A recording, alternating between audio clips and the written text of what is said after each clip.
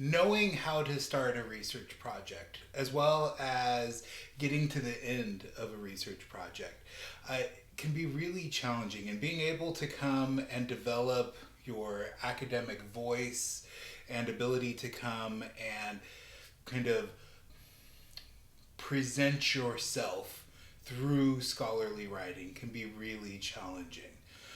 One thing that can be especially challenging is being able to know what sources to use. So, my name's Jacob Campbell, and I want to talk about the hierarchy in academic sources and to give some general advice for social work students starting their writing career.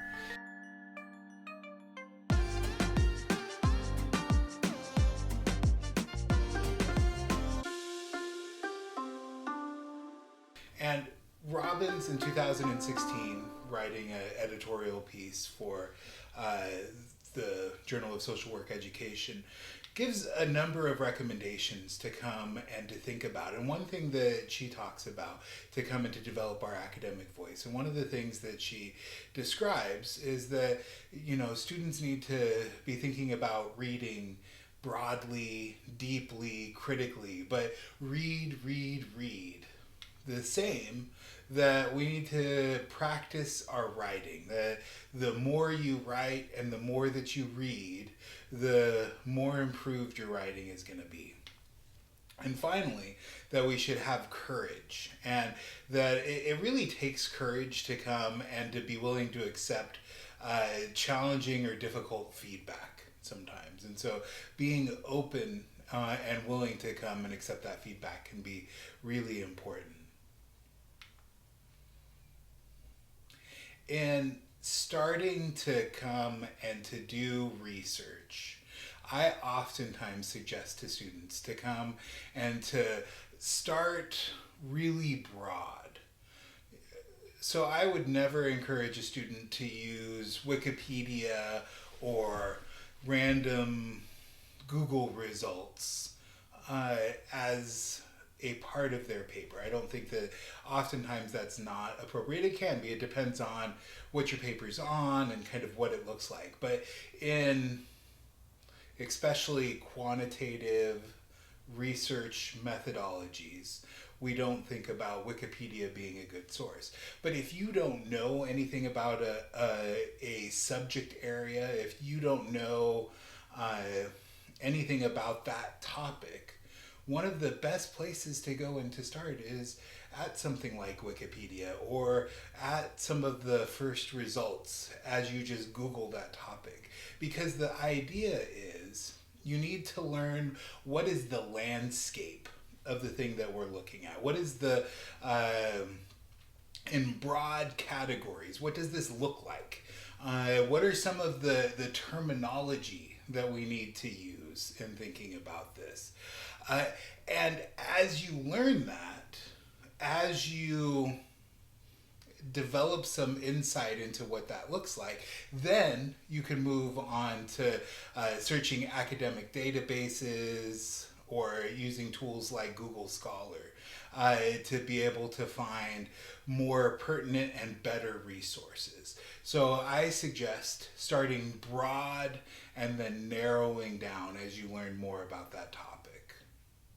And really, if you think about kind of the PhD process, that PhD requires coming and adding new data into the world. That you come and you present something that is new or novel or different than the way that other people have come and looked at it. And to do that, you really have to know what's everything that everybody has come and offered in this space. But at the start, you have to start really broad.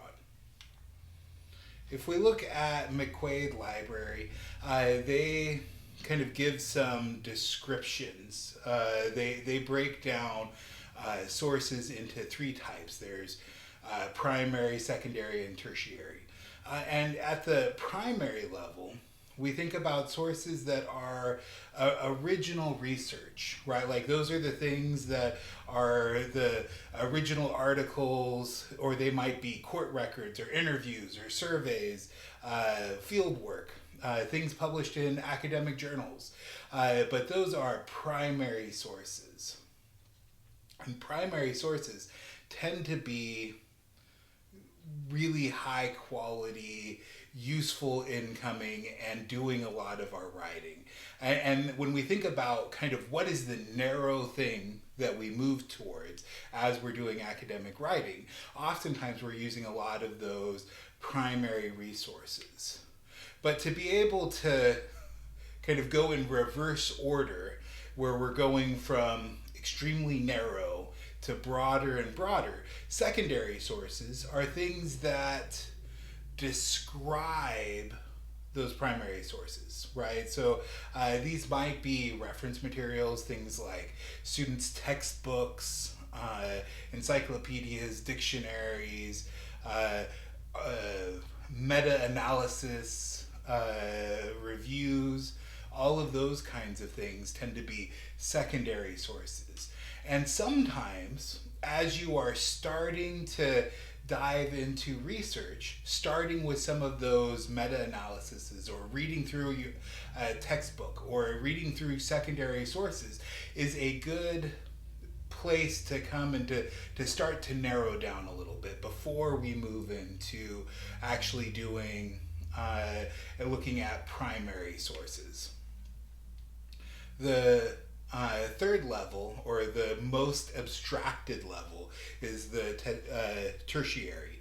And when we think about looking at lists of indexes, lists of articles, when we look at abstracts, and just kind of general databases that are kind of where we search for both those secondary and primary sources, we could call those tertiary sources. And as we think about, like, what do we use in our academic writing? Like, what's the hierarchy that our academic writing should have? This is kind of a list of what we want to think about it. And really, these sources, some of them are easier to understand and easier to find versus things that are maybe better academic sources. So having a personal opinion is really easy to have, right? We all have personal opinions about things, and it doesn't even have to be based on anything. I could just believe whatever I want to believe, right? There doesn't have to be any fact that that's based on, but just having a personal opinion. And that's the easiest thing that we can do, but that is not a good way to come and to make an academic argument, right? That is not kind of how we go through and do it. Getting information from an individual.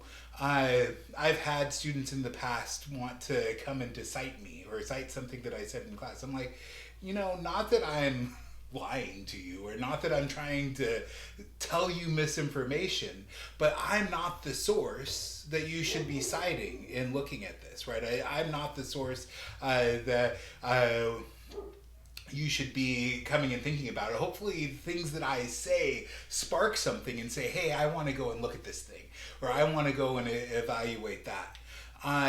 The same, starting really broadly, thinking about things like crowdsourced information, things like Wikipedia. Again, those can be positive sources, but they're not very academic, right? They're not very useful in that.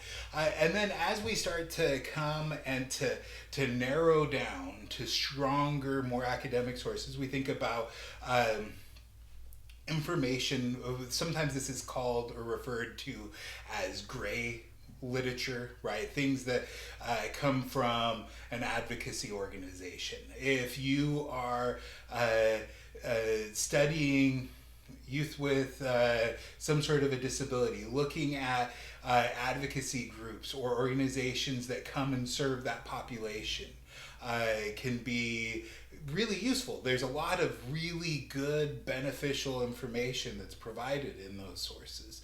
And those tend to be better, right? As we keep going down to say what is kind of a higher quality and a higher quality academic source, kind of the next level from those nonprofits or private organizations or things that come from the government, because oftentimes there is an extreme amount of vetting and information that has to come from those. So looking at SAMHSA or looking at information from federal databases.